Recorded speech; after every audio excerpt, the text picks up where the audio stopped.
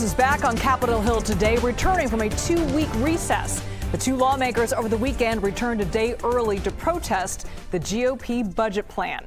Here was the scene yesterday on the steps of Capitol Hill there. House Minority Leader Hakeem Jeffries and Senator Cory Booker held a sit-in that lasted more than 12 hours.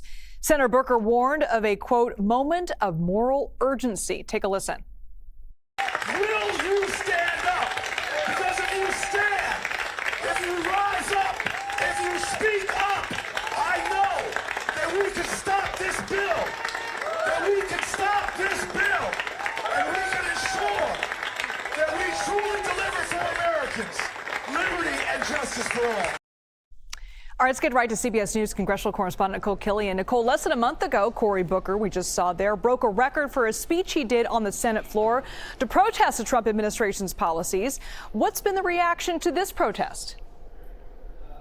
Yeah, that's right. Well, certainly no surprises that Elite Jeffries also partnered with Senator Booker on this initiative because really he wanted to draw attention to the Republican budget bill that is making its way through Congress. It's going to start over on the House side with different committees preparing to mark it up. But certainly the leader has sounded the alarm time and again about concerns that this could gut Medicaid, that could be one of the many cuts that are made as part of this bill. So in terms of drawing attention to that, he leaned on his fellow Democrat in the Senate, New Jersey Senator Cory Booker, who got a lot of attention, of course, as you mentioned, for that record-breaking speech on the Senate floor, but really to help kind of galvanize the public against this bill. And I stopped by there yesterday. You know, they start off as a very organic conversation between Leader Jeffries and Senator Booker, where it was just the two of them on the House steps there here at the Capitol. But by late afternoon, the crowd had really swelled to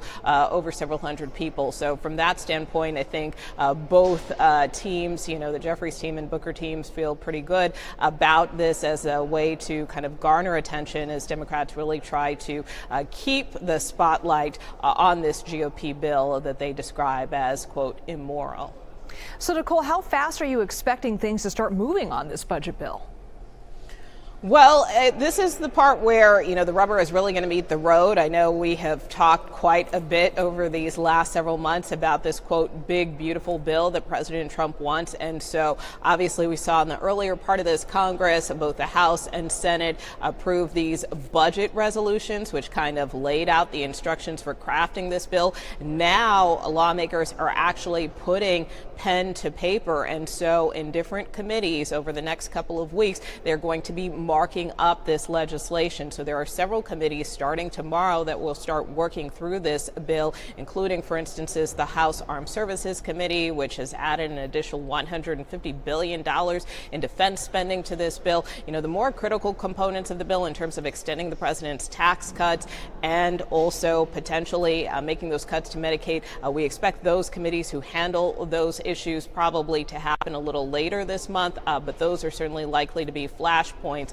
once those particular hearings get underway, although Republicans again insist that they don't intend to touch Medicaid benefits, but they do potentially want to look at issues of waste, fraud, and abuse as they look for savings to pay for this big, beautiful bill. All right, Nikole. And before you go, I want to ask you about this. Later this week, we're going to hear from former Vice President Kamala Harris. This is considered her first major speech since the 2024 election loss. So what will this speech be about? Yeah, that's right.